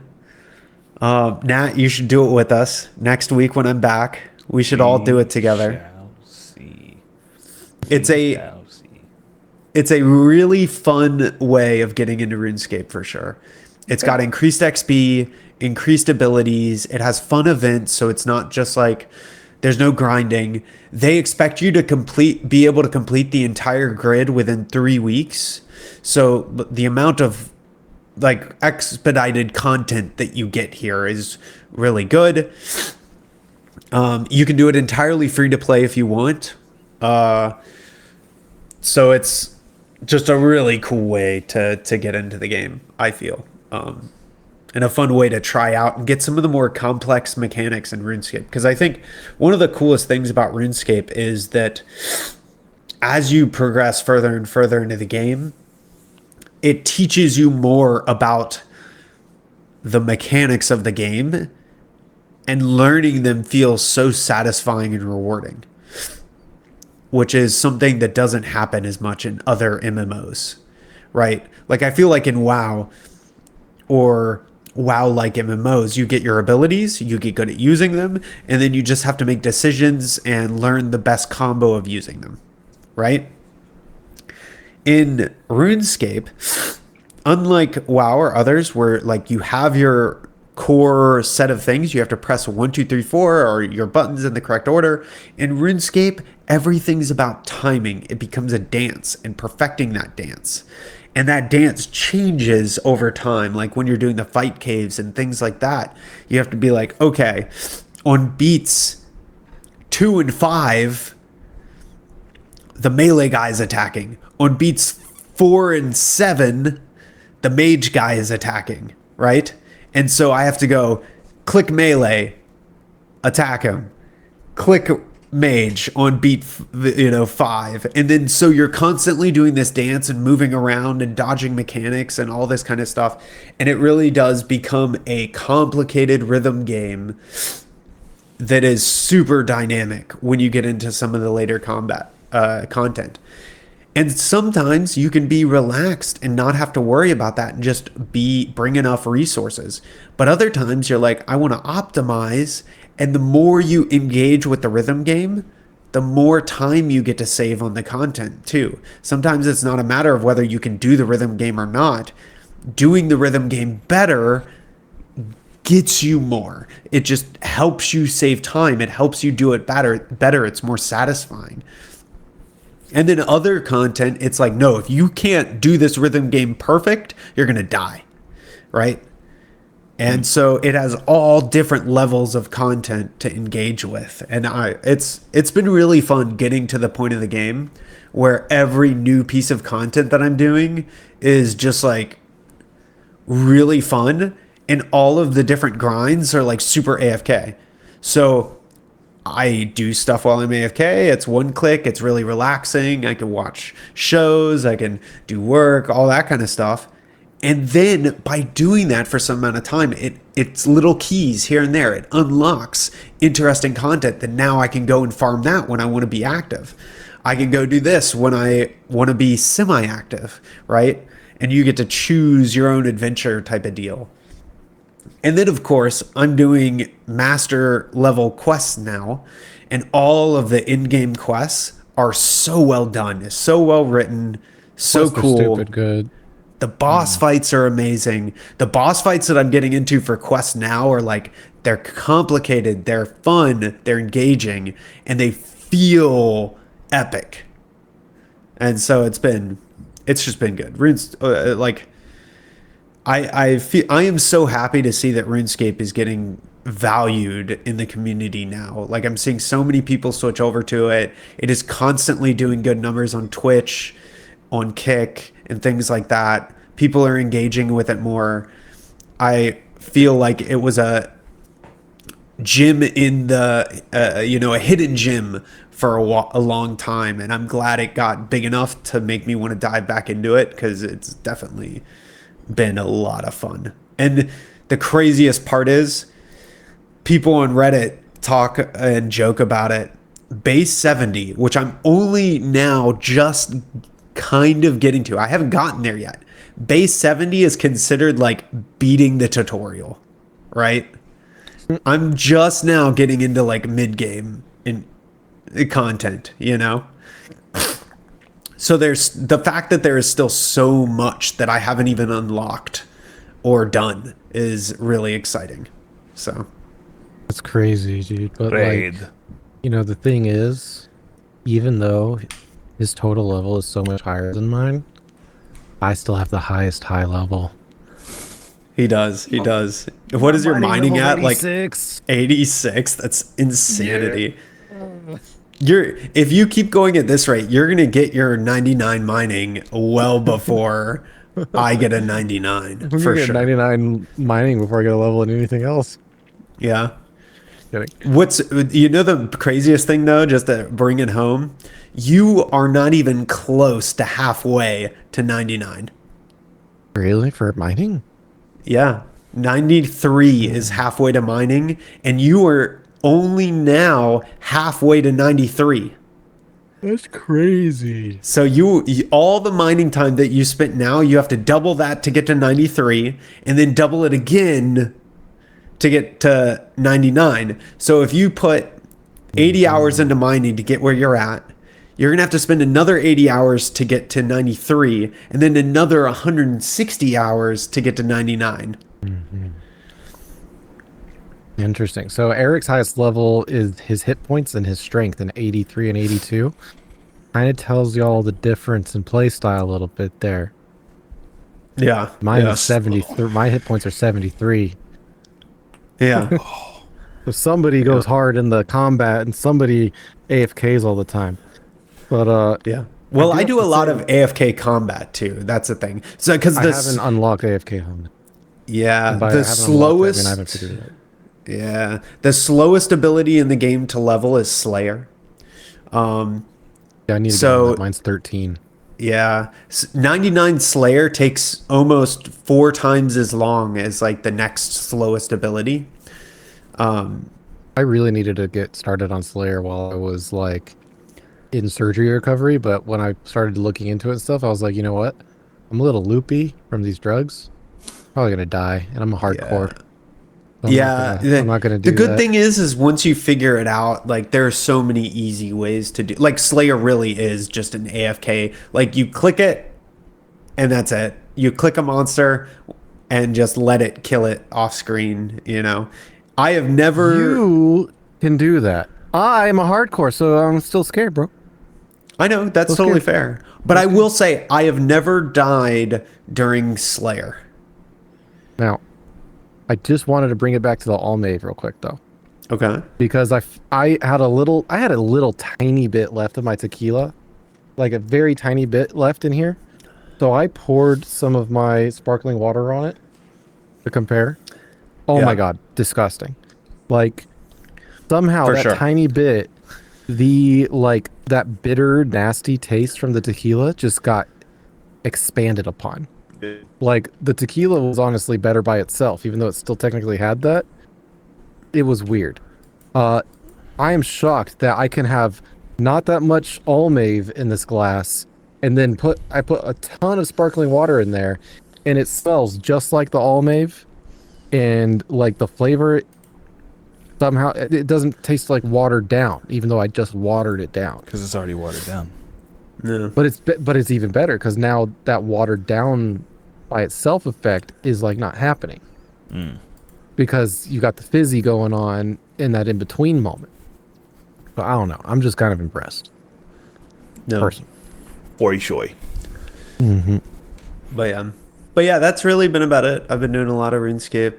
a lot of work over the past week finishing things up, but I am I'm still excited about RuneScape. I am almost base 70s unlocks what people consider the big quest to get done.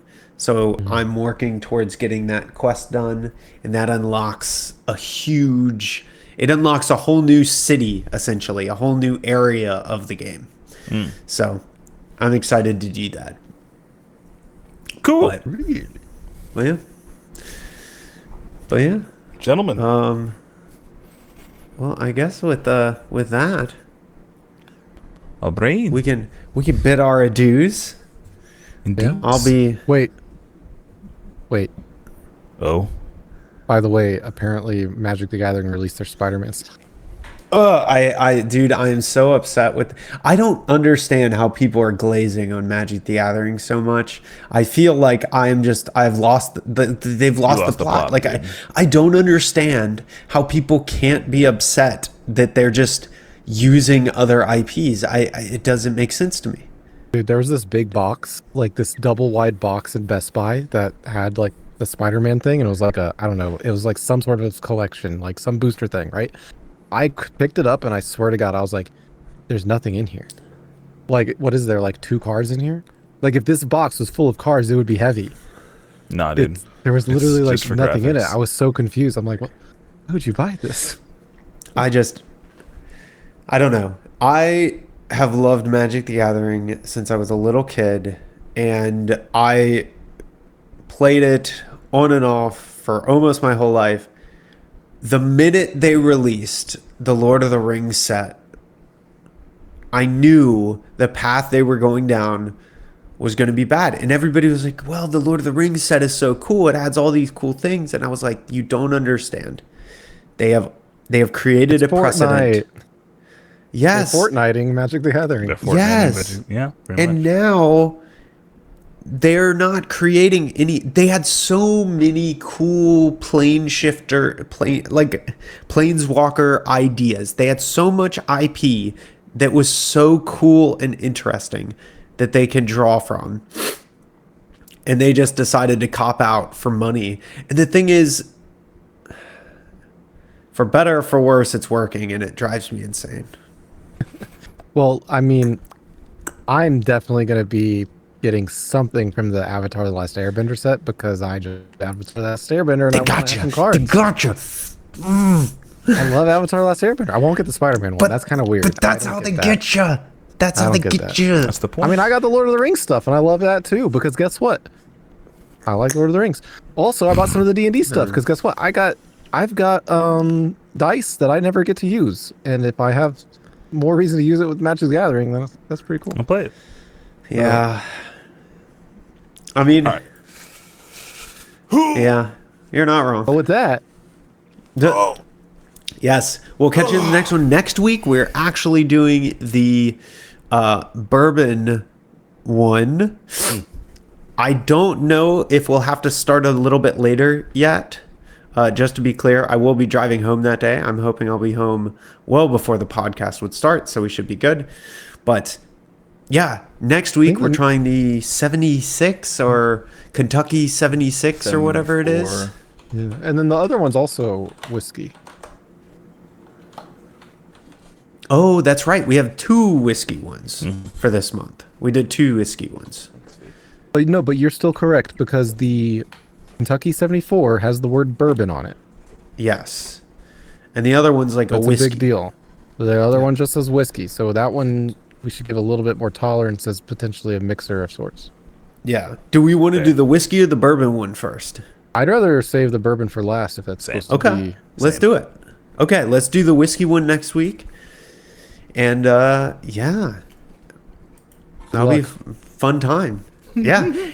So with that, another great episode in the books. Everybody have a wonderful week. Check out all the stuff at the doobly-doo and all that kind of stuff. Subscribe, like, I don't know. Do that. Okay. Peace. Okay, bye. Oh, God.